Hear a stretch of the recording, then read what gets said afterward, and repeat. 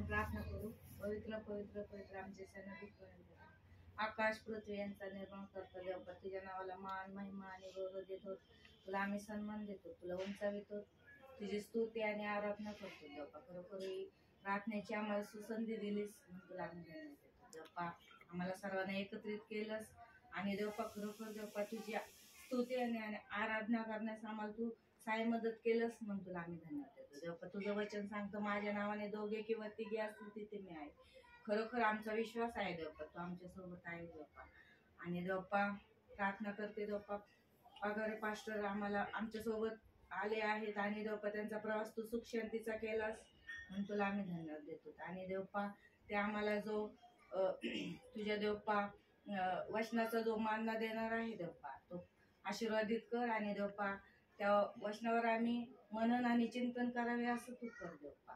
खरोखर देवपा त्यांना तू आशीर्वादित कर, त्यांच्या फॅमिलीला तू आशीर्वादित कर. आणि देवपा जेवढे कोणी ऐकणार आहेत देवपा त्यांना सर्वांना तू आशीर्वादित कर देवपा. इथं बसलेल्या सर्वांवर तुझा आशीर्वाद पाठव. आमच्या सर्व फॅमिली आणि देवपा सर्व नातेवाईकांवर तुझा आशीर्वाद पाठव देवपा. ही प्रार्थनेची सुसंधी दिलीस म्हणून तुला आम्ही धन्यवाद देतो. इथून पुढची वेळ तुझ्या हातात सोपवतो देवपा. देवपा तुझं वचन सांगतं देवपा, देवपा माझ्या नावाने देवपा प्रार्थना करते देवपा. खरोखर तू किती महान आहे, सर्व शक्तिमान प्रभू आहे देवपा. तू राजांचा राजा प्रभूंचा प्रभू आहेस. अब्राहम इसाक याकोबाचा देव आहेस, आमचा देव आहे देवपा. देवपा तू आम्हाला आबा आणि बापा म्हणण्याचा अधिकार दिलास म्हणून तुला आम्ही धन्यवाद देतो देवपा.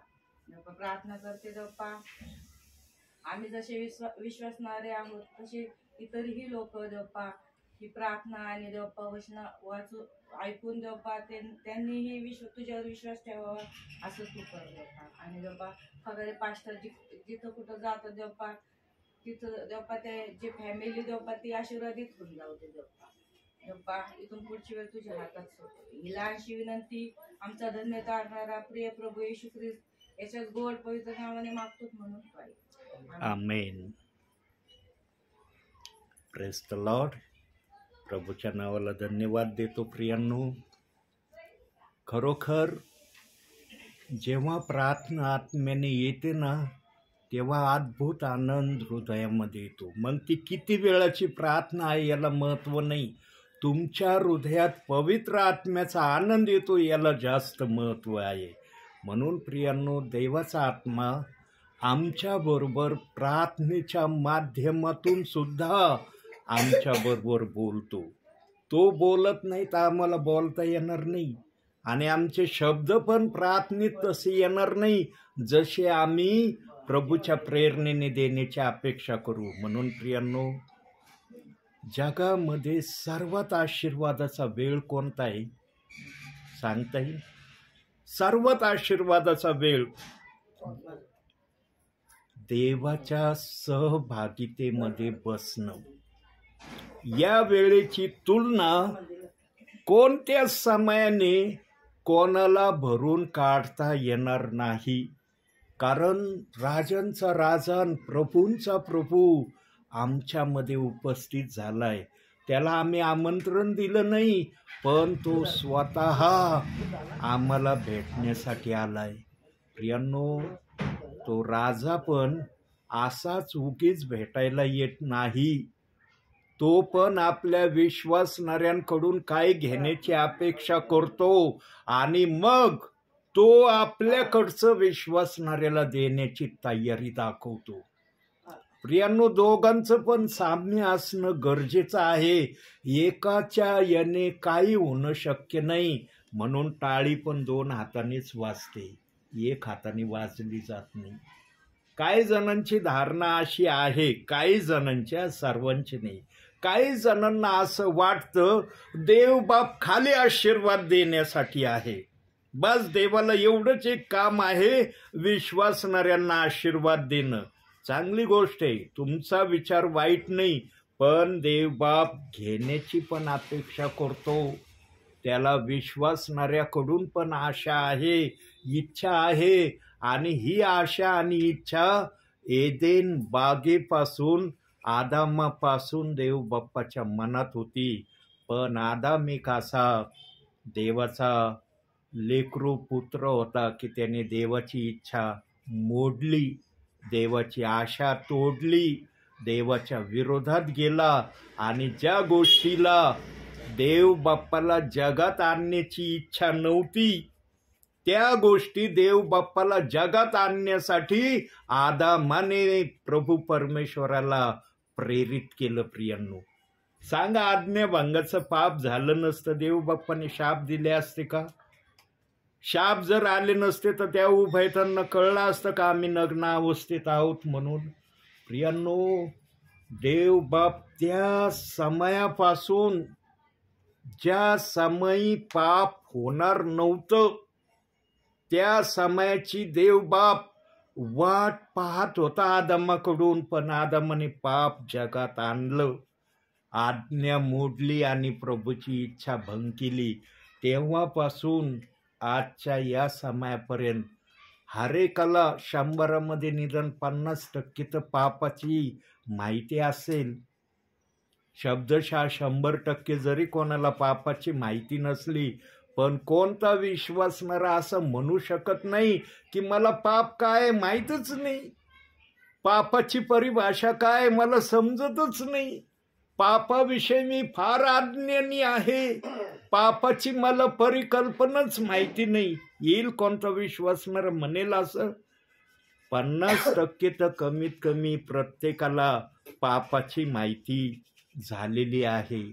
आणि ज्यांच्या जीवनात कमीत कमी पाप 50% पापाची माहिती झालेली आहे ना, त्याच्यावर विश्वासणाऱ्याने स्वतःहून देव बाप्पाने पांघरून घालावं याची अपेक्षा करणं विश्वासणाऱ्याच्या इच्छेवर देव बाप्पाने ठेवलं आहे. कसं ठेवलंय वाचनातून बघूया. स्तोत्रसंहिता 32 पहिलं वचन.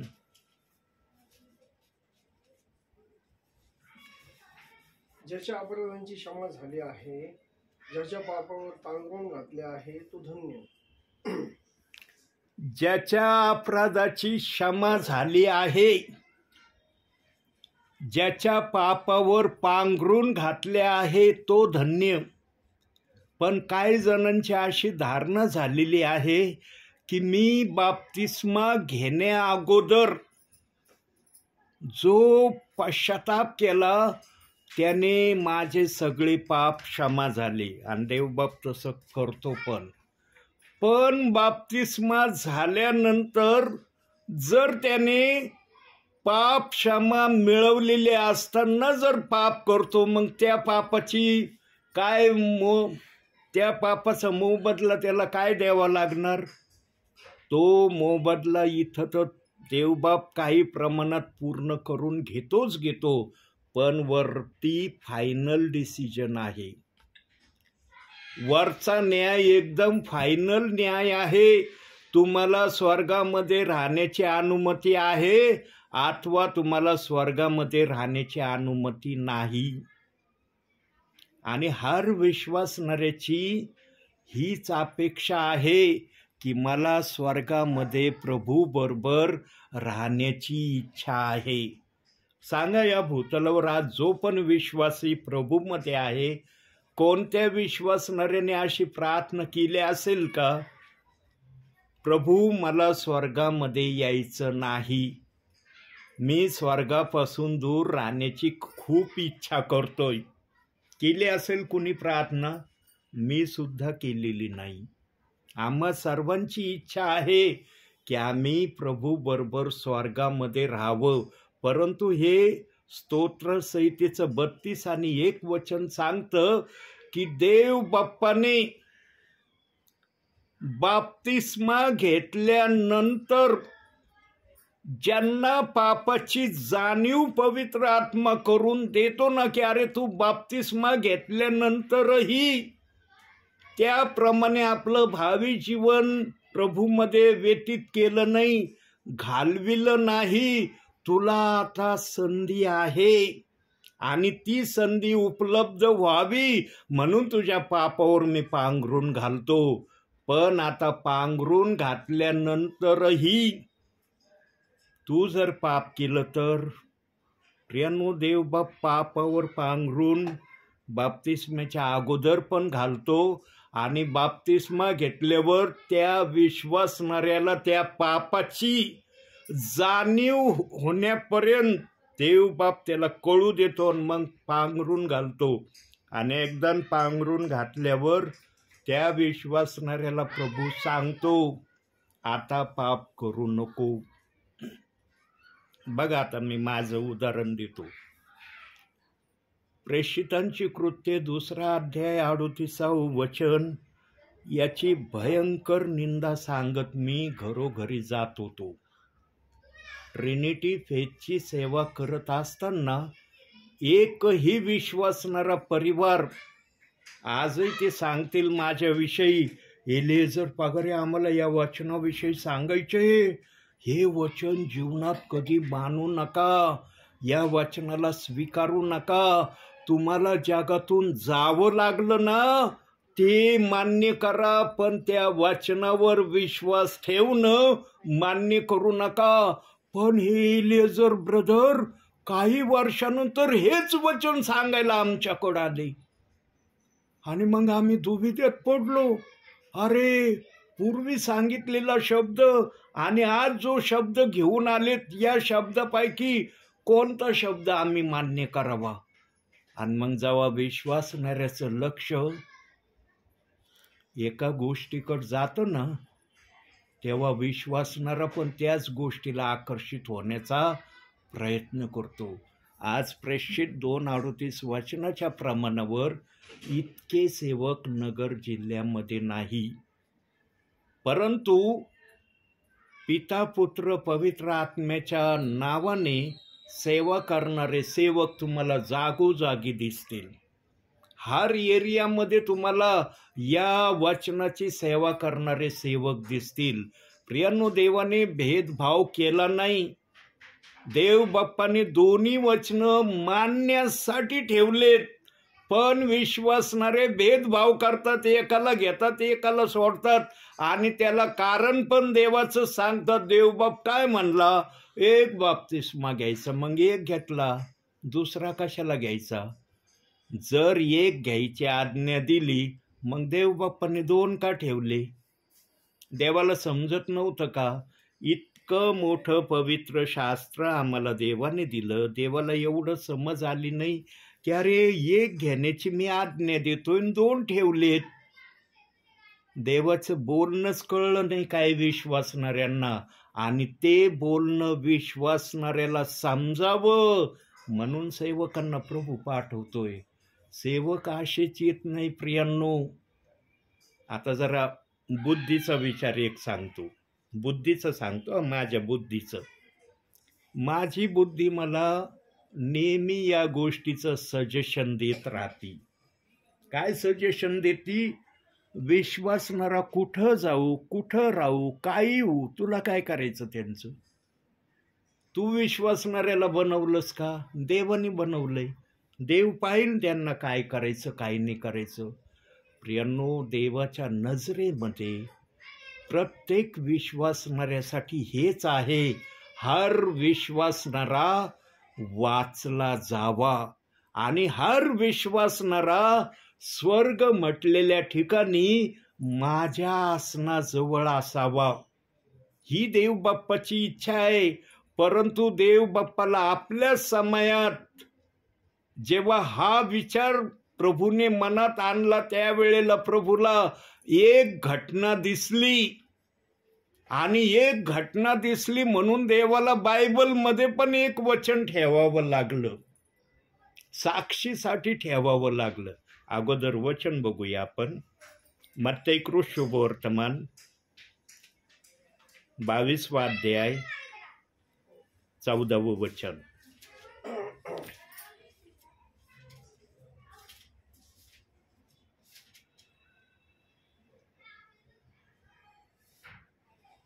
कारण बोलावलेले पुष्कळ आहेत, पण निवडलेले थोडके आहेत. का बरं देव बाप्पाने असं वचनात लिहिलं? देव बाप्पाचा आत्मा का असं का बोलला नाही? सर्व निवडलेले आहे, देवबाप्पाला हा एक शब्द त्या वचनामध्ये ठेवण्याची आवश्यकता का भासली नाही? कारण देवबाप्पाला त्याच्या समयात दिसलं होतं की मी 2 बाप्तिस्म्याची वचनं ठेवणार, एक घ्यायला सांगणार, पण काही जणांना हे कळणार नाही की एक बाप्तिस्मा कसा घ्यायचा. आणि जेव्हा देवाला हे दिसलं तेव्हा देवबाप्पाला हे वचन ठेवणं महत्वाचं वाटलं. देवबाप्पाला बोलवलेले पण प्रिय आहेत आणि देवबाप्पाला निवडलेले पण प्रिय आहेत. याच्यात भेदभाव नाहीये देवबाप्पाचा, फक्त राहण्याचे ठिकाणं वेगवेगळे आहेत. बाकी दोन्हीही प्रियजन प्रभूचेच आहे असं प्रभू मानतो म्हणून आज हरेकांच्या मुखामध्ये प्रभूचं नाव आहे. जर प्रभूने असं मानलं नसतं तर कोणाच्या मुखामध्ये प्रभूचं नाव राहिलं असतं का? प्रियांनो, आम्ही प्रभूची भावना ना त्या प्रकारे समजण्याचा प्रयत्न करत नाही ज्या प्रकारे समजण्याची इच्छा देवबाप आमच्याकडे करतो. आणि देवबाप ही इच्छा विश्वासणाऱ्याच्या जीवनातून करण्याची आशाही ठेवतो. पवित्र आत्मा पण त्यांच्याकडे येतो, पण कधी कधी विश्वासणारा ते आत्मसात करण्यासाठी तयार होत नाही. आणि देवबाप्पाचा आत्मा जबरदस्ती कोणाला करत नाही. तुला पाहिजे असलं मी द्यायला तयार आहे, तुला नाही पाहिजे मी तुला सक्ती करणार नाही. का बरं आज काही प्रियजन या वचनात आहेत, काही प्रियजन या वचना व्यतिरिक्त प्रभूमध्ये चाललेत? प्रियांनो, दोन्ही गोष्टीचा विचार करणं गरजेचं आहे. 2 बाप्तिस्म्याचा अर्थ आहे असं, इकडचा पण एक इकडचा पण एक, हे डबल झाले नाही पाहिजे. इकडचा डबल नाही, इकडचा डबल नाही, एक इकडचा आणि एक इकडचं झालं ना, त्याचं गणित देवाच्या नजरेत एकच आहे, 2 नाही होत. जर ते गणित 2 असतं ना तर देवबाप म्हणलाच नसता 2 वचनं ठेवतो आणि 1 घेतो, म्हणला असता 2 बाप्तिस्मे घ्या. 2 का नाही म्हणला तो? कारण त्याने त्याच्या नजरेमध्ये याला 2 नाव दिलेलंच नाही. देवाचं 2 वचनं हे नाव नाही. आणि हे असं का झालं याचं कारण आहे का? कारण देवाच्या आत्म्याने, पित्याने येशू ख्रिस्ताला पूर्ण सुवार्ता सांगण्यासाठी पाठवलं नव्हतं. येशू ख्रिस्त जर पूर्ण सुवार्ता सांगण्यासाठी आला असता तर त्याने जसं मत्ते 28:19 वचनाविषयी बोलला तसं तो प्रेषितांची कृत्ये 2 अध्याय 38 वचनाविषयी पण बोलला असता. पण पित्याने हे का होऊ दिलं नाही? कारण येशूचं आमच्यासाठी स्वर्गात जाणं गरजेचं होतं. त्या ठिकाणी जाणं गरजेचं होतं. कशासाठी गेला? वचनातून बघू आपण. योहानकृत शुभवर्तमान 14वा अध्याय 2 आणि 3. 14:2 माझ्या पित्याच्या घरात राहण्याच्या जागा पुष्कळ आहेत. नसत्या तर मी तुम्हाला तसे सांगितले असते. मी तुम्हासाठी जागा तयार करावयास जातो. आणि मी जाऊन तुम्हासाठी जागा तयार केली म्हणजे पुन्हा येऊन तुम्हाला आपल्या जवळ घेईन, यासाठी की जिथे मी आहे तिथे तुम्हीही असावे. हे काम येशू ख्रिस्ताला करायचं होतं आणि हे काम येशू ख्रिस्ताशिवाय कोण करण्यास योग्य नव्हता. येशू ख्रिस्त दोन्ही वचनाची सुवार्ता का नाही सांगितली? कारण दोन्ही वचनाची सुवार्ता सांगितली असती मग हे काम जे स्वर्गामध्ये प्रभूने आमच्यासाठी तयार केलंय, आता घर रेडी झालेत आमचे. आता म्हणता येणार नाही घर बनवून राहिलं येशू. आता फक्त काय प्रक्रिया चालली माहिती? सध्या ज्यांची घरं वर देवबाप्पाने रेडी केलेत पण ते प्रियजन पृथ्वीवर रेडी नाहीत, त्यांना देवाच्या आत्म्याच्या प्रेरणेने सेवक रेडी करण्यासाठी प्रार्थनेच्या माध्यमातून येतोय. प्रियांनो, देवाचं वचन देवाच्या आत्म्याशिवाय कोणाला उलगडून सांगता येणार नाही. येशू ख्रिस्ताला ही कामगिरी सर्वात मोठी करायची होती, कारण त्याने शब्द काय दिलाय. काढूया एक शब्द, 14वा अध्याय काढाय ना, 18वं वचन बघा त्याच अध्यायाचं. मी तुम्हाला अनाथ असे सोडणार नाही, मी तुम्हाकडे येईन. देव बाप्पाचं हा शब्द आहे, मी तुला पृथ्वीवर पण अनाथ सोडणार नाही, आणि वरती तर माझं राजाचं नाही, तिथं मी कसं तुला सोडीन हो. प्रियांनो, देवाचं वचन देवाच्या इच्छेनेच देवबाप आपल्या विश्वासणाऱ्यांना प्रगट करतो. आज माझ्याजवळ वही सुद्धा नाहीये. आज माझा विचार चालला होता की स्तोत्र संहिता 119 वर 6वा संदेश द्यावा. काल स्तोत्र संहिता 119 वर कल्याण रोड या ठिकाणी 5वा संदेश रेकॉर्ड झालाय. तो डाउनलोडला मी अजून टाकला नाही, कारण त्याला विषय अजून मिळाला नाही.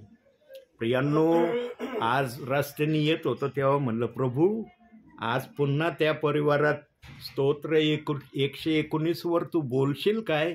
प्रभू म्हणला, आज मला त्यावर नाही बोलायचं, आज मला विशेष काय बोलायचंय. मग मी म्हणलं, प्रभू आता तुझं विशेष आहे ना, ते विशेष तुझ्याशिवाय मला कळणार नाही. मी तिथं गेल्यावर प्रार्थना झाल्यानंतर मला कळव तुला विशेष काय सांगायचंय. प्रियांनो, पित्याने जी योजना येशू ख्रिस्ताची बनवली होती ना, येशूचा पृथ्वीवरचा कार्यकाल प्रभूने ठरवला होता, म्हणून येशू ख्रिस्त तेवढ्याच वर्ष पृथ्वीवर राहिला.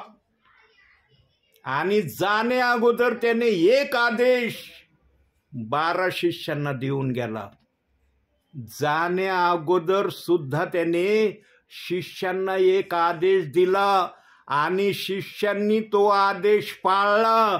म्हणून आज ख्रिस्ती जीवन आम्ही पाहत आहोत. त्या 12 शिष्यांनी तो आदेश पाळला नसताना तर काय झालं असतं मला सांगता येणार नाही. शिष्यांनी तो आदेश पाळला. कोणता पाळला बघूया वचनातून.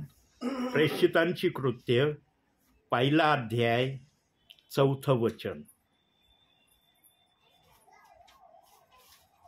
फार महत्वाचा आदेश येशू ख्रिस्ताने दिला. तो व ते एकत्र जमले असताना त्याने त्यांना आज्ञा केली की यरूशलेम सोडून जाऊ नका, तर पित्याने देऊ केलेल्या ज्या देणगीविषयी तुम्ही माझ्याकडून ऐकले आहे तिची वाट पहा. जी देणगी आता शिष्यांना देखील येशू ख्रिस्ताने कोड्यामध्ये देणगीविषयी सांगितलं, फोडून ती देणगी सांगितली नाही. आणि 12 शिष्यातला एकही शिष्य येशूला असा बोलला नाही, प्रभू कोणती देणगी, कोणत्या देणगीला देणं बाकी राहिलं. अरे तुझ्या संगतीत आम्ही चमत्कार पाहिले, आम्ही पण तुझ्या बरोबर राहून चमत्काराचा अनुभव घेतला. आता याच्यापेक्षा आणखी कोणती देणगी बाकी राहिली जी आमच्यासाठी येणं आहे. प्रियांनो, त्या काळातले विश्वासणारे ना सवाल जबाब करणारे नव्हते, निमूटपणे ऐकणारे होते आणि त्याप्रमाणे प्रतीक्षा करणारे होते. पण आजच्या समयातले विश्वासणारे ना ऐकणारे कमी पण बोलणारे जास्त आहेत. काही जण आहेत, सर्वजण नाही. काही जणांना ना धीर राहिलेला नाही. लगेच म्हणतात आम्हाला ताबडतोब सांगा, आम्हाला कसतरी होत आहे आमच्या हृदयात, सांगून मोकळं व्हा बरं, म्हणजे आमच्या हृदयाला पण जरा बरं वाटन. 12 प्रेषितांनी अशी प्रक्रिया येशू समोर प्रगट केली नाही.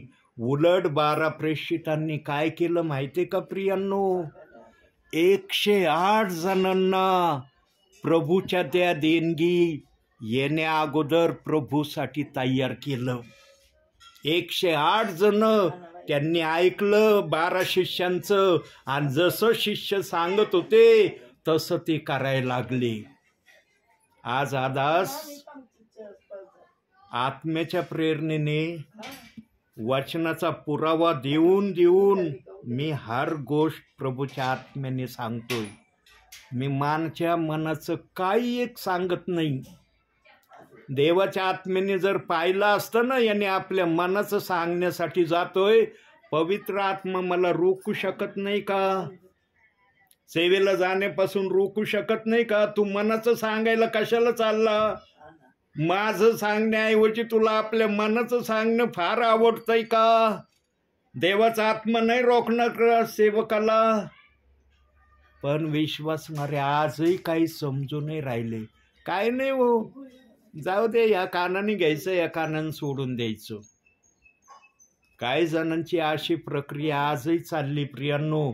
म्हणून बहुसंख्य जणांना देवाच्या आत्म्याच्या प्रेरणेने या दासाने वचन सांगितलं, पण अनेकांना अजूनही ते वचन कळलं नाही. फक्त एवढं म्हणतात, एलिएझर पगारे ना फार सुंदर वचन देतात बरं का, फार बेस्ट त्यांच्या मुखातून वचन येतं. अरे, देवाचा आत्मा तुम्हाला ते वचन आशीर्वादित होण्यासाठी देतो. आशीर्वाद एलिएझर पगारे जवळ नाही, आशीर्वाद येशू ख्रिस्ताजवळ आहे. आणि येशू ख्रिस्त ते आशीर्वाद विनामूल्य विश्वासणाऱ्यांना देण्याची तयारी करतो. आणि 12 शिष्यांनी येशूचा तो शब्द ऐकला. जेव्हा येशू बोलला, ते आणि तो एकत्र जमले असताना त्याने आज्ञा केली शिष्यांना, यरूशलेम सोडून जाऊ नका. लिहिलंय का वचनामध्ये? येशूचं स्वर्गरोहण झालं, शिष्य यरूशलेमच्या बाहेर निघून गेले. दिले का वचनामध्ये? जेव्हा पवित्र आत्मा अग्नीच्या जिभेने उतरला त्यानंतर ते यरूशलेमच्या बाहेर गेले. पण त्या अगोदर त्यांनी यरूशलेमच्या बाहेर जाण्याची तयारी दाखवली नाही, कारण देवाचा आत्मा त्यांना म्हटला होता येशू ख्रिस्ताच्या द्वारे की यरूशलेम सोडून जाऊ नका. देवाला ना आज्ञा मानणारे विश्वासणारे प्रिय आहेत. प्रियांनो, आज हर विश्वासणाऱ्याने काळजीने जर विचार केला ना, आणि त्याने जर स्वतःला विचारलं ना, स्वतःच्या मनाला, अरे मी देवाची आज्ञा पाळणारा आहे का?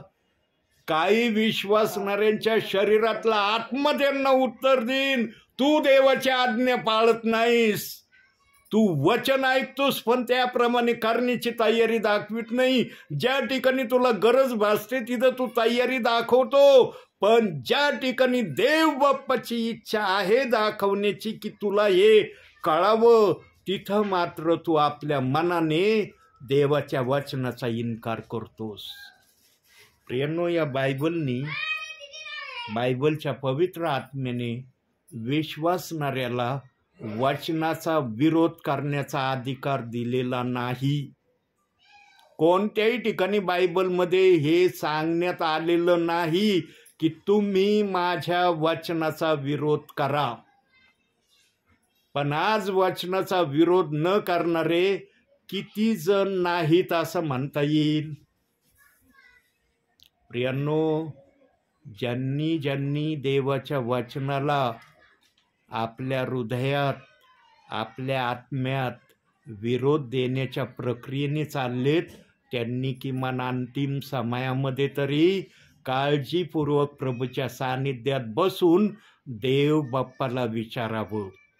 सेवक तर सेवकाच्या आत्म्याच्या प्रेरणेने जसा देव सांगतो तसं सांगतोयच, पण विश्वासणाऱ्याने वैयक्तिकरित्या प्रभूच्या सानिध्यात 2 मिनिटं का व्हायना बसावं आणि विचारावं, देव बाप्पा, मी जर एखाद्या वचनाचा मनामध्ये द्वेष करतो किंवा कुरकुरीची माझ्या मनात इच्छा होते किंवा वादविवाद घालण्याची इच्छा त्या वचनाविषयी होते, हे योग्य आहे का?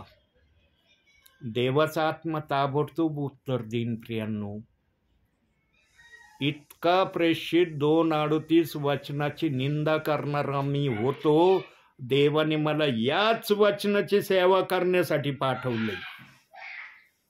बघा, ज्या मुखाने त्या वचनाची निंदा केली, याच मुखाने त्या वचनाची स्तुती मी सांगत आहे. प्रियांनो, देव बाप्पाला ना सहन होण्याच्या पलीकड वचनाची कोणी निंदा करू नये.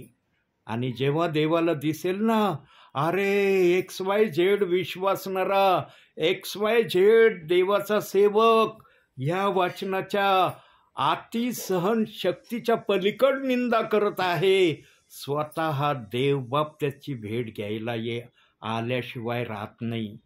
माझी जेव्हा भेट घ्यायला देवबाप आला ना, कोणतं वचन घेऊन आला माहिती आहे का माझ्यासाठी? दाखवतो वचनातून. यशायाचं पुस्तक 8वा अध्याय 20वं वचन. एवढं एकच वचन घेऊन देवबाप माझ्याकडे आला.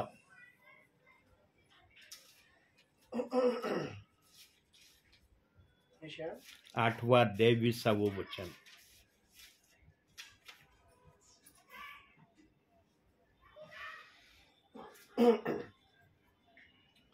धर्मशास्त्र व विधी याकडे पहा, याप्रमाणे ते न बोलण्यास त्याकरता निश्चय प्रभात समय नाही. बघितलं, एवढाच एक शब्द देवाच्या आत्म्याने मला त्याच्या पद्धतीने मला समजावून सांगितला. आणि जेव्हा देवाच्या आत्म्याने त्याच्या पद्धतीने हा शब्द मला समजावून सांगितला ना, मला देव बाप्पासमोर हात जोडण्याशिवाय पर्याय राहिला नाही. आणि मी हात जोडले प्रभूसमोर. त्यावेळेला प्रभू आणि मीच होतो, माझ्या भोवती दुसरं कुणीही नव्हतं प्रियांनो. मी आणि प्रभूच होतो. आणि रात्रीच्या 9च्या नंतर देवबाप्पाने मला हे वचन दाखवलं आणि माझ्याशी प्रभू बोलला, तुला जगामध्ये राहायचं असेल तर मी सांगन ते तुला करावं लागेल. आणि जर तुला हे ऐकायचं नसेल तर तुला प्रभात समय मी दाखवणार नाही. आणि मला ते प्रभात समयाचा अर्थ जेव्हा पवित्र आत्म्याने समजावून सांगितला ना, सगळा काय विरोध प्रेषित 2:38 वचनाचा माझ्या हृदयातून निघून गेला. आणि हुरहुरता माझ्या हृदयात आली की आता या वचनाला मी कशा प्रकारे कोणाकड जाऊन हे सांगू. आणि त्या समयात मी फार ठिकाणी जायचो प्रियांनो, फार ठिकाणी जायचो. माझं मन मला इतकं प्रोत्साहित करायचं, जा इथं, जा तिथं, जा तिथं. आणि मी जायचो, पण व्हायचं त्या ठिकाणी वेगळं. विश्वासणारे असे प्रश्न मला विचारायचे, त्या प्रश्नाला ऐकून मी गोंधळून जायचो. आणि रस्त्याने मी प्रभूला म्हणायचो, प्रभू हे वचन सांगायला जातो पण मला प्रश्न असे ऐकायला मिळतात, मला त्याची उत्तर देता येत नाही. का देता येत नाही? का त्यावेळेला प्रभूने माझ्या आडामध्ये पाणी टाकलं नाही वचनाचं? कारण त्या प्रेषित 2:38 वचनाची माहिती मी जाणली नव्हती. वचन समजून घेणं गरजेचं असतं. आज मला ते वचन प्रभूंनी समजावून सांगितलंय. जरी 100% मला नाही समजावून सांगितलं, पण माझ्या देवाने मला 30% तर समजावून सांगितलं असेल ना. कमीत कमी मी एवढं तर धरू शकतो ना विश्वास, की माझ्या देवाने मला 30% का व्हायना हे वचन समजावून सांगितलं. आणि ज्याला 30% प्रभूंनी दिलंय ना, तो शांत कधी बसत नाही. हा काही जण नाही करत सांगत, तो त्यांचा प्रश्न आहे, त्यांचा प्रॉब्लेम आहे. पण ज्याला देवबाप्पाने दिलंय ना, तो शांत बसत नाही, तो गेल्याशिवाय राहत नाही. आणि प्रभू पाहतो, अरे 38%, चला एवढ्यालाच घेऊन मी माझ्या दासाचा उपयोग करीन. प्रभूला फक्त प्रभूची योजना पूर्ण करणारे, देवाचे विश्वासणारे, देवाचे सेवक आणि देवाची सेविका हवे आहेत. वचन पाहिजे त्यांच्याजवळ. आणि देव बाप्पाच्या कोणत्याही वचनाला विरोध करण्याचा कोणालाच देवाने अधिकार दिलेला नाही. हा अधिकार कुठून आला प्रियांनो? कुणी आणला? आणि ज्याने आणला त्याच्या मुखातला अधिकार ऐकून सर्वांनी तो अधिकार का ग्रहण केला? प्रियांनो, मी मागील संदेशात सांगितलंय, आणि आज पुन्हा देवाचा आत्मा सांगत आहे, ज्यांनी पण प्रेषित 2:38 वचनाची निंदा अपप्रचाराने प्रचार या जगामध्ये आणलं ना, त्या विश्वासणाऱ्याचं नाव स्वर्गामध्ये गोल्डन अक्षराने प्रभूने लिहून ठेवलंय. आणि त्या गोल्डन अक्षराचा न्याय पण गोल्डन तऱ्हेनेच देवाच्या समक्षतेमध्ये, आणि आम्ही त्या ठिकाणी विश्वासणारे असणार आहोत. प्रभू गुप्तरित्या त्या निंदा आणणाऱ्याचा न्याय नाही करणार, सर्वांच्या समवेत विचारलं जाणार आहे. आणि मग त्या समयामध्ये ज्यांनी प्रेषित 2:38 वचनाची सुवार्ता जगाच्या कान्याकोपऱ्यामध्ये सांगण्याचा प्रयत्न केला, मग सेविका असो, ब्रदर असो, सेवक असो, त्यांची पण त्या समयाला देवबाप आठवण करून देईल की हे तुम्हाला वचन सांगायला आत्म्याच्या प्रेरणेने येत होते, तुम्ही तेव्हा त्या वचनाला गंभीरतेने आपल्या जीवनात का उतरवलं नाही. विश्वासणाऱ्याजवळ कारणं आहेत, पण ते सांगत नाही. आणि देवबापांनी मला काही कारणं दाखवलेत विश्वासणाऱ्यांचे. मी प्रार्थना करतो त्या गोष्टीसाठी. देवबाप्पा, तुझी प्रजा आहे, तुझ्या प्रजेला तू पूर्णपणे आझादीने तुझ्या वचनावर विचार करण्याची संधी दे. सेवक विश्वासणाऱ्यांसाठी प्रार्थना केल्याशिवाय राहत नाही प्रियांनो. जो सेवक सेवेला जातो ना, तो तर सेवक विश्वासणाऱ्यांसाठी रोज प्रार्थना करतो. तुम्ही माझ्यासाठी रोज करता किंवा नाही याला महत्त्व नाही, पण मी माझे जेवढे विश्वासणारे आहेत, ज्यांच्यापर्यंत देवबाप मला घेऊन जातो, त्यांचे नाव घेऊन मी प्रार्थनेत आठवण ठेवतो. प्रभू, काय आठवण ठेवतो जरा वचनातून दाखवतो एक शब्द. यशायाचं पुस्तक 55 अध्याय 11 वचन. बघा काय म्हणतंय ते वचन.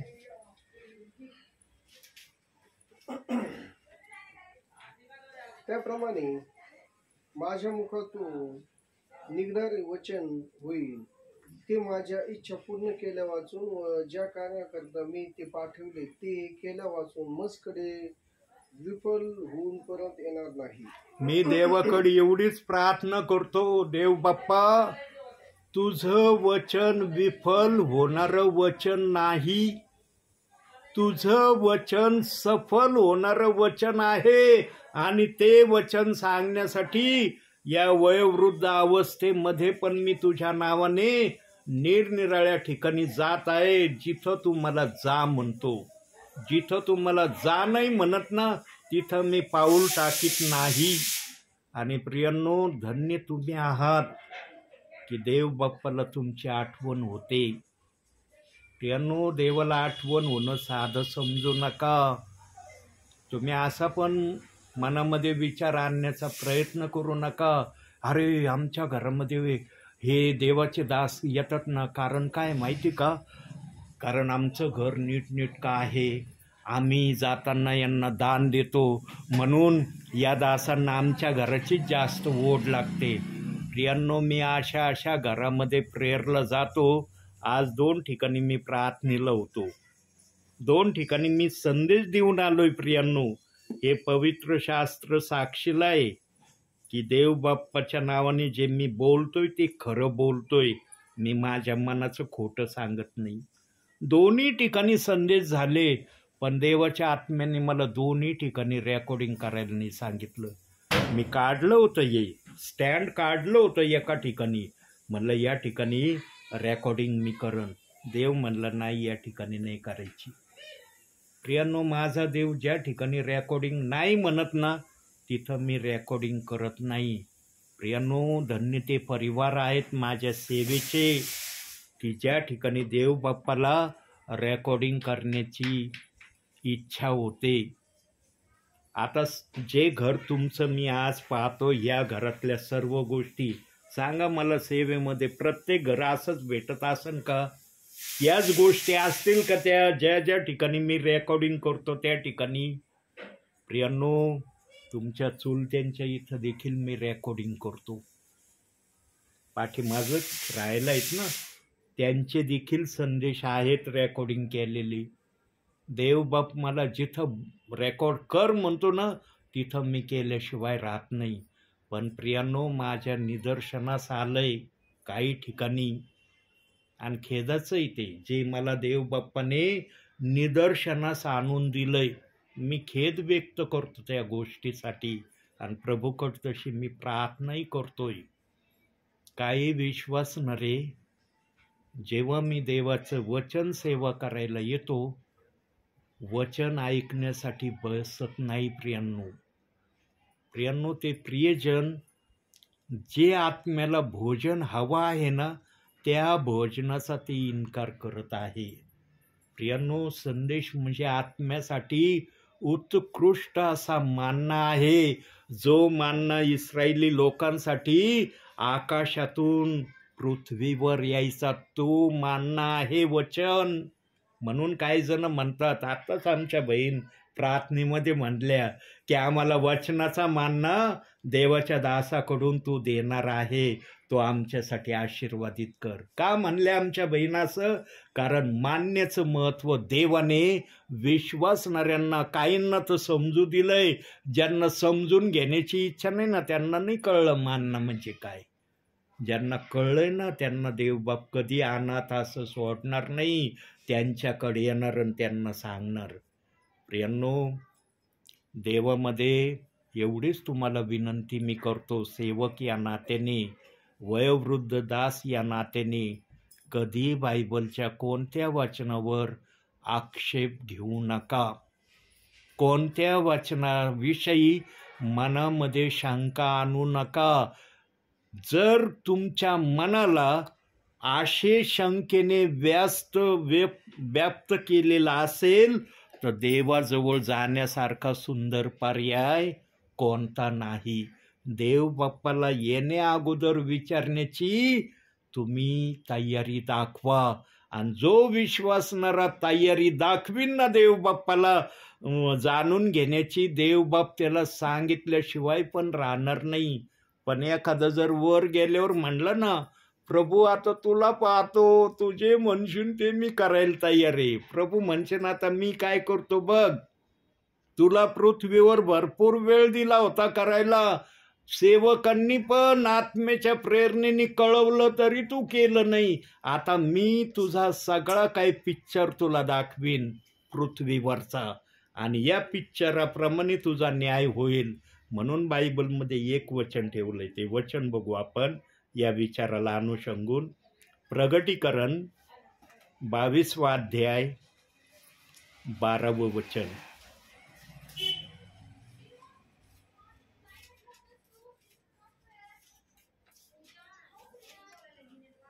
प्रगटीकरण 22वा अध्याय 12वं वचन.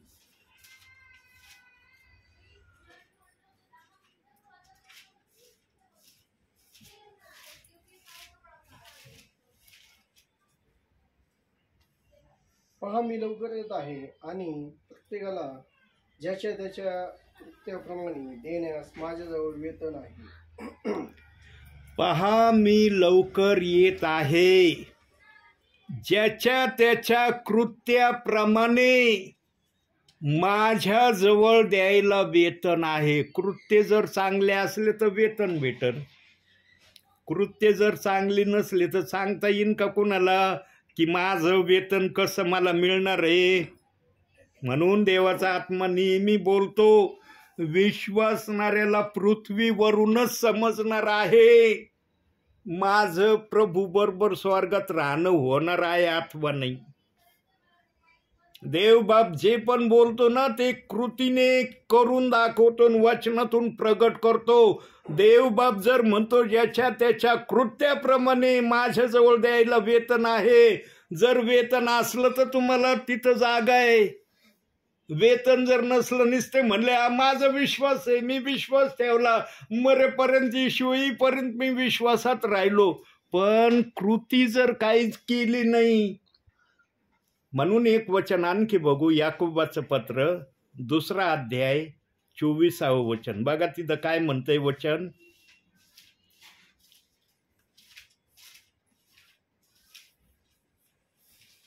याकोब 2 अध्याय 24 वचन.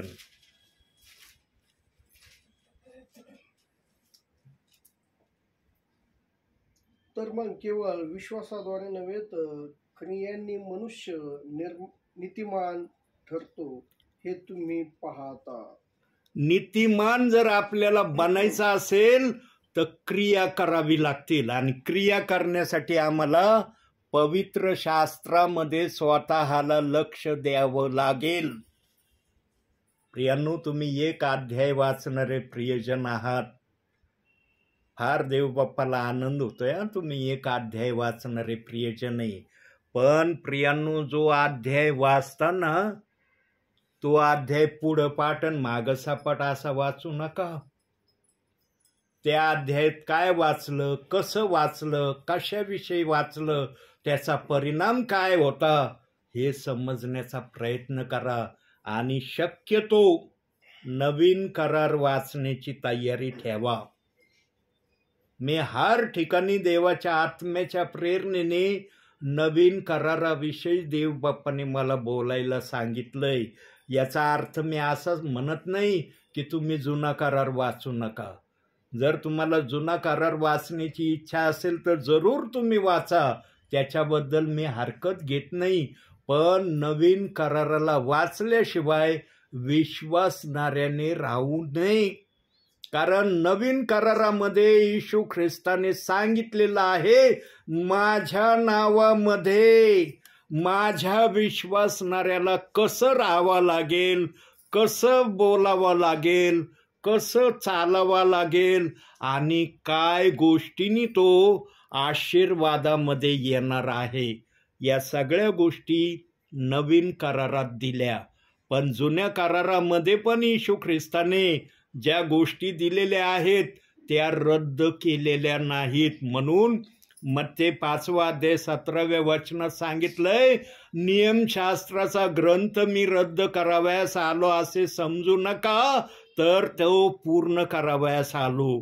देवबाप्पाने जुना करार रद्द केलेला नाही, पण आम्ही नवीन कराराला जास्त समजणं या समयाची गरज आहे.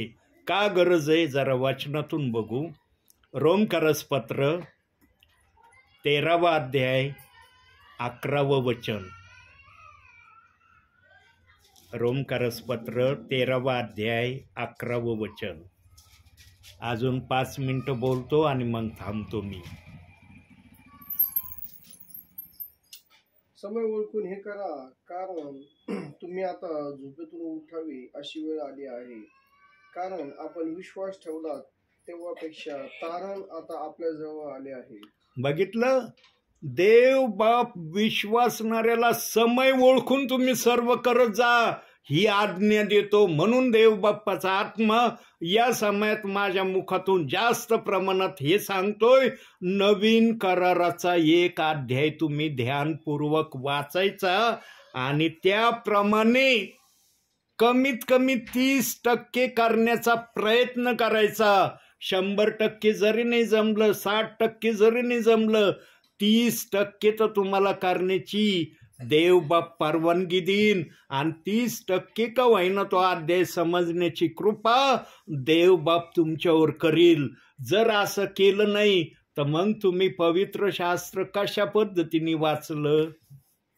देवबाप देण्याच्या उद्देशानेच अध्याय वाचायला लावतो. पण एखादा जर देवाच्या इच्छेप्रमाणे वाचित नाही ना, मग देवबाप पण त्याला देण्याची तयारी दाखवित नाही. म्हणून वाचताना ध्यानपूर्वक वाचा की मला देवबाप्पाने यातून काही दिलं पाहिजे. म्हणून सांगताना मी सांगतो, पुढं पाठ आणि मागं सपाट असं वाचन करू नका. देवाने तुम्हाला आशीर्वाद दिले पाहिजे.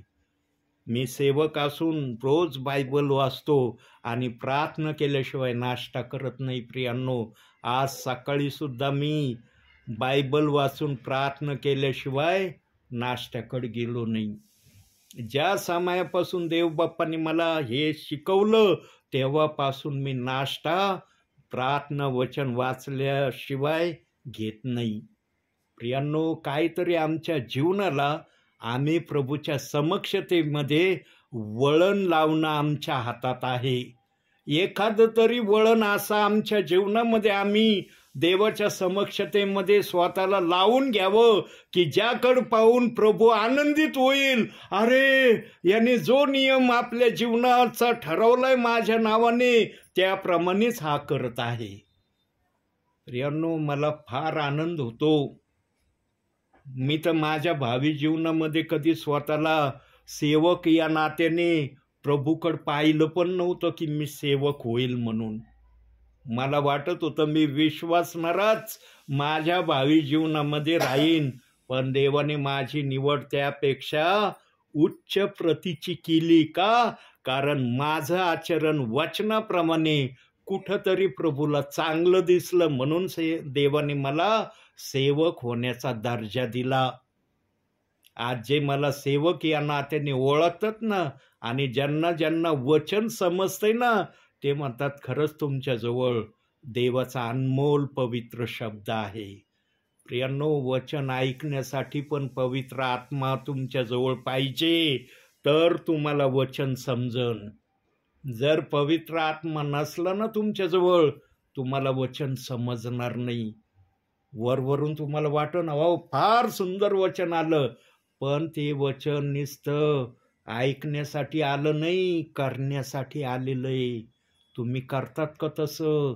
तुमच्या जीवनाच्या कमी घटी वाचनातून देव बाप्पाने प्रगट केल्या, त्या कमी तुम्ही दूर करण्यासाठी वचनाकडे येता का? आणि देव बाप्पाला विनंती करता का, ही कमी माझ्यामध्ये आहे, ही मला दे, किंवा जे माझ्यामध्ये तुला न आवडणार आहे ते माझ्यातून काढण्यासाठी मी तुला विनंती करतो, काढून टाक. बसले का देवाच्या समक्षतेमध्ये अशा इराद्याने? प्रार्थना सर्वच करतात प्रियांनो, प्रार्थना कोणी करत नाही असं प्रभू म्हणत नाही, पण काय प्रार्थना करता याला महत्व आहे. काय देव बाप्पाकडून घेण्याची तयारी करता, किंवा आपल्या जीवनातून देवाच्या समक्षतेमध्ये काय काढून टाकण्याची तयारी दाखवता, याला म्हणतात प्रार्थना. म्हणून जाणकार म्हणतात प्रार्थना हे देवाबरोबर बोलणे आहे. प्रार्थना उगाच प्रार्थना नाही आहे प्रियांनो, देवाबरोबर बोलणे आहे. आम्ही जर काकुळतीने देव बाप्पाला काय मागितलं ना, देव बाप दिल्याशिवाय राहत नाही. आणि मनुष्य संकटामध्ये असलं ना, तेव्हाच तो फार काकुळतीने देव बाप्पाकडे हाक मारतो. मग ते संकट कोणतंही असू द्या, त्यावेळेला त्याला देव बाप्पाशिवाय कोणताच मार्ग दिसत नाही. त्याचा विश्वास ठाम होतो की देवच या संकटातून मला सोडवू शकतो. आणि देव बाप करतो पण तसं. का करतो? कारण देव बाप्पाला माहीत होतं की याने माझा धावा केला ना, म्हणजे याला समजन भावी जीवनामध्ये मला प्रभूमध्ये कसं चालायचंय. पण काही विश्वासणारे, काही सेवक संकटातून बाहेर निघल्यावर पण त्या गोष्टी सोडित नाही, ज्या गोष्टी प्रभू सोडण्यासाठी त्यांना प्रेरणा देतो. ते आपल्यामध्ये ठेवून चालतात, म्हणतात राहू दे याला पण थोडंसं, हे पण असणं गरजेचं आहे. प्रियांनो, तेच आपल्या जीवनात ठेवा जे देवाला मान्य आहे. जे देवाला मान्य नाही ना, ते आपल्या जीवनामध्ये ठेवण्याचा कधी प्रयत्न करू नका. आणि त्याला देव बाप म्हणला ओझ, भार हा शब्द म्हणला. आणि मग विश्वासणाऱ्याला देव बाप्पाने सांगितलं, काय सांगितलं? वचनातून बघू. मत्तेकृ शुभवर्तमान 11वा अध्याय 28वं वचन.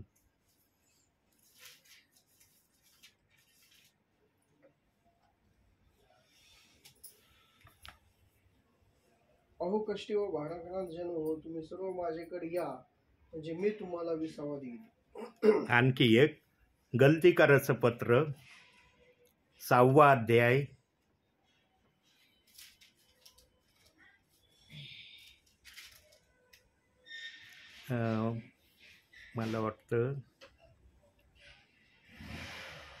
3रं वचन बघा बरं. कारण आपण कोणी नसता कोणीतरी आहो अशी कल्पना करणारा स्वतःला फसवित होतो. थांबा एक मिनिट, त्याच अध्याय शब्द आहे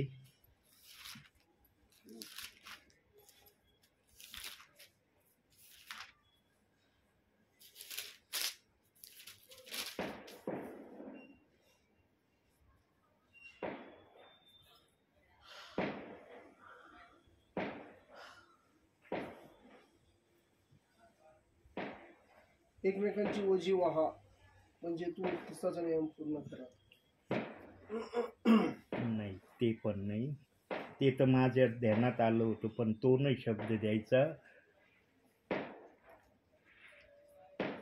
आपला भार प्रभूवर टाका, अशा तऱ्हेचा शब्द मला दाखवायचा आहे. आपला भार प्रभूवर टाका. त्या 5व्या वचन 6:5 मध्ये सांगितलंय, कारण प्रत्येकाने आपापला भार वाहिला पाहिजे. हे नाही मला दाखवायचं. आपला भार प्रभूवर टाका या संबंधाचं वचन माझ्या ध्यानात येईना. पुढच्या वेळेला आल्यावर मी तुम्हाला हे दाखवीन. प्रियांनो, आम्ही आमचा नेहमी भार प्रभूवर टाकला पाहिजे. आम्ही आमचा भार वाहण्याचा कधी प्रयत्न केला नाही पाहिजे. आणि जो प्रयत्न करीन ना, तो यशस्वी होईल याची खात्री कोणाला देता येणार नाही. म्हणून एकमेकाची ओझी वाहण्याची आज्ञा दिली. जर कोणी संकटात असलं तर त्याला संकटात सहाय्यता करणं, किंवा अन्य काही गोष्टी असतील ज्या करणं इतरांना गरजेचं आहे, त्याला देवबाप्पांनी ओझी वाहणं म्हटलंय. पण मला जो प्रभूच्या समक्षतेत शब्द सांगायचा होता, आपण आपला भार स्वतः वाहू नये तर आपला भार प्रभूवर टाकणं गरजेचं आहे. आणि तो शब्द वचन माझ्या तोंडासमोर येतंय, पण ते नाही, कार्य नाही, भार माझ्या तोंडासमोर शब्द येतोय, पण मला ते बोलायला सुचा नाही. आणि तो अध्याय आणि ते पुस्तकाचं नाव माझ्या समोर येईना.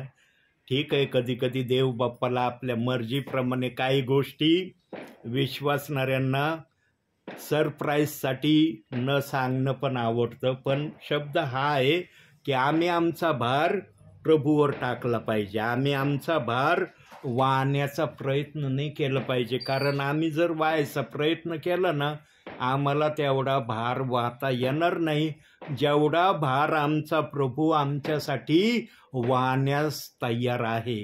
म्हणून प्रियांनो, ख्रिस्ती जीवनामध्ये चालत असताना एकमेकाच्या अधीनतेमध्ये राहणं गरजेचं आहे. का बरं सेवक येतात आणि तुम्हाला वचनातून मार्गदर्शन करतात? तुम्हाला चर्चमध्ये मार्गदर्शन मिळत नाही का? मिळतं ना. मग तिथं मार्गदर्शन मिळत असताना पण सेवक देवबाप आत्म्याच्या प्रेरणेने पाठवतो का? कारण देवाची इच्छा असते की माझ्या विश्वासणाऱ्यांना अधिक चांगल्या प्रकारे देवाचं वचन सांगणारा सेवक असावा, म्हणून सेवक येतात. न तर देवाने जर प्रतिबंध लावला असता ना की स्थानिक चर्चच्या पाळकाशिवाय इतरांनी कुठं प्रार्थनेला जाऊ नये, तर मग बायबलमधून देवाला एक वचन काढावं लागलं असतं. कोणतं? मार्कुस शुभवर्तमान 16वा अध्याय 15वं वचन काढावं लागलं असतं. तिथं सांगितलंय, जा संपूर्ण सृष्टीला सुवार्तेची घोषणा करा. हे वचन त्या ठिकाणी प्रभूला ठेवता आलं नसतं. परंतु आज या वचनाचा अर्थ काही सेवकांना, काही विश्वासणाऱ्यांना अजूनही समजत नाही. जे विश्वासणारे देवाच्या सेवकांना, ब्रदरांना, सिस्टरांना सेवा करण्यापासून विरोध करतात ना, त्यांना हे वचन अजूनही समजलेलं नाही. जे विरोध करत नाही त्यांना भलं देवबाप्पाचं ते वचन पूर्णपणे समजलेलं नाही, पण देवाच्या वचनाचा ते सन्मान करतात आणि त्या प्रकारे ते बोलून नाही, कृतीने देवाची सेवा होऊ देतात. होऊ देतात ना तुम्ही देवाची सेवा? मग तुम्ही वचन पाळणारे का न पाळणारे? पाळणारे ना. म्हणून देवबाप आशीर्वाद देण्याच्या हेतूने या ठिकाणी येतो. 2 ठिकाणी प्रेयर करून आलो तरी देवबाप्पांनी मला या ठिकाणी आणलं. कारण प्रियांनो, फार थोडा वेळ राहिलेला आहे. कोणत्याही वेळेला आमचा तारणारा आपल्या विश्वासणाऱ्याला घेऊन जाण्यासाठी आकाशामध्ये दूतासह दिसणार आहे. ज्यांना ज्यांना हे वचन सांगितलं जात आहे ना प्रियांनो, त्यांनी भावी जीवनामध्ये एकदा तरी प्रभूच्या उपस्थितीमध्ये बसून या वचनाविषयी देवबाप्पाला विचारणं महत्त्वाचं आहे. नुसतं दरवेळेला अरे येतात हे सेवक, आम्हाला माहिती आहे यांच्याजवळ कोणतं वचन आहे, पण त्या वचनाविषयी तुम्ही देवबाप्पाला विचारलं का आपल्या भावी जीवनात? आणि जर वर जाऊन देवाच्या समक्षतेत विचारण्याची तयारी दाखवली ना, तिथं देवबाप मान्य करणार नाही. पण इथं जर तयारी दाखवली ना, तर देवबाप तुम्हाला त्या मागितलेल्या किंवा विचारलेल्या गोष्टीवर उत्तर दिल्याशिवाय राहणार नाही. आणि ज्यांना उत्तर मिळेल ना, प्रभूकडून मिळालेल्या उत्तराचा कुणी इन्कार करणार नाही. इतका प्रेषित 2:38 वचनाचा विरोध करणारा आज या वचनाची सेवा करतोय. कारण देव माझ्याशी बोलला म्हणून मी या प्रकारे करण्यासाठी तयार झालो. देव नसताना बोलला तर मला नाही वाटत मी प्रेषित 2:38 वचनाची सेवा करायला आपल्यापर्यंत आलो असतो. कारण देव बाप्पाने जे ठरवले ना ज्याच्यासाठी, ते त्याच्या जीवनात झाल्याशिवाय राहणार नाही. तुमच्या जीवनासाठी जे देव बाप्पांनी ठरवले ना, ते झाल्याशिवाय राहणार नाही. आणि तुम्ही ते होण्याप्रत स्वतःला तयार करावं म्हणून देवबाप तुम्हाला म्हणतोय, प्रभूच्या उपस्थितीमध्ये एकदा तरी तुम्ही बसा आणि देवबाप्पाला आपल्या मनातल्या शंका सांगा. प्रियांनो, ही अनमोल गोल्डन संधी आपल्या जीवनातून कधी गमवू नका. आणि या संधीचं सोनं करण्याची संधी प्रभू येण्या अगोदरच आहे. प्रभू आल्यावर जर म्हटले ना मी हे करीन, त्यावेळेस प्रभू हे मान्य करणार नाही. म्हणून आजच्या या छोट्याशा संदेशातून देवबाप तुम्हाला आणि मला भरपूर आणि भरपूर आशीर्वाद देव. आमेन.